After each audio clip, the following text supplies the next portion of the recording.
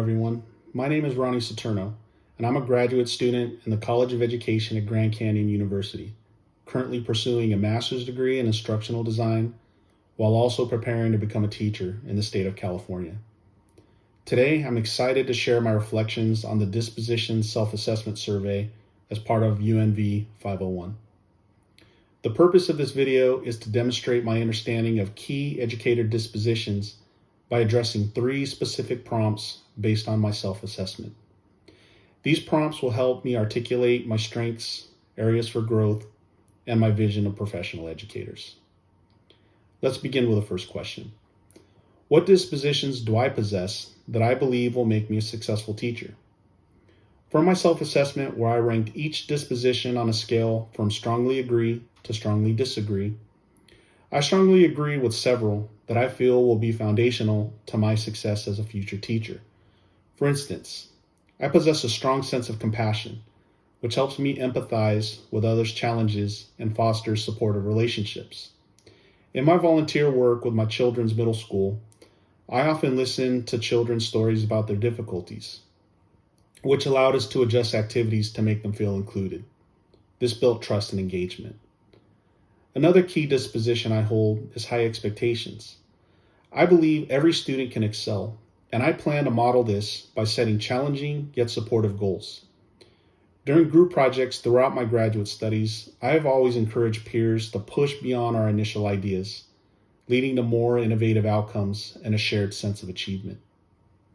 Additionally, I strongly value respect for the diversity of others, understanding that classrooms thrive on varied perspectives. I've demonstrated this in my studies by incorporating multicultural viewpoints into our assignments, such as incorporating the unique perspectives for members of the international communities to ensure excellence in our outcomes. Honesty and professional conduct are also strengths for me. I prioritize integrity in all interactions, like providing thoughtful, truthful feedback and peer reviews, which I know will help build credible relationships with future students and colleagues. These dispositions will enable me to inspire learning, create inclusive environments, and contribute positively to education as I enter the field.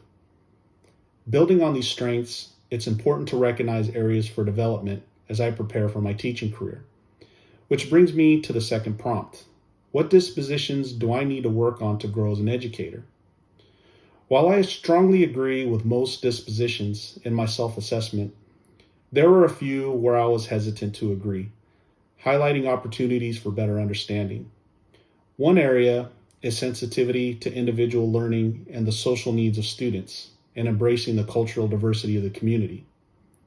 Of course, I agree with the importance of these things, but I do not believe they take priority over the educational standards we hold our students accountable to. I also do not believe that social justice or the subjective nature of equity have any place in the educational system.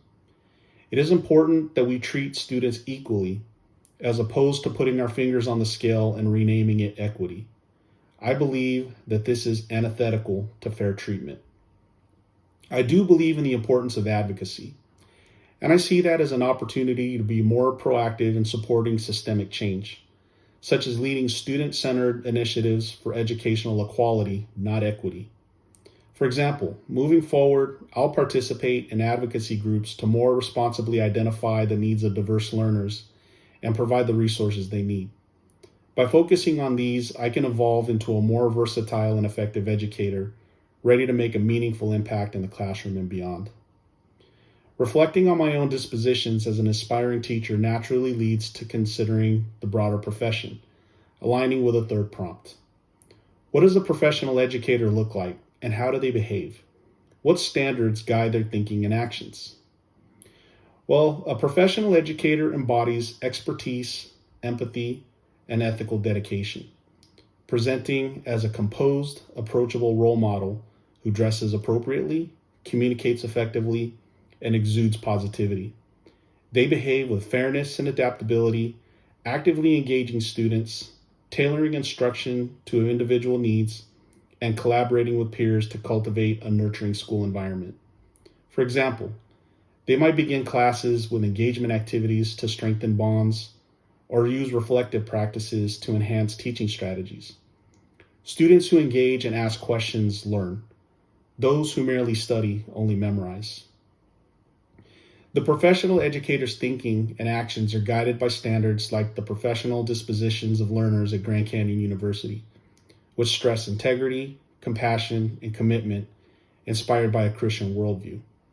Frameworks such as the InTask model core teaching standards and state ethical codes also provide direction for responsive teaching, cultural sensitivity, and ongoing growth.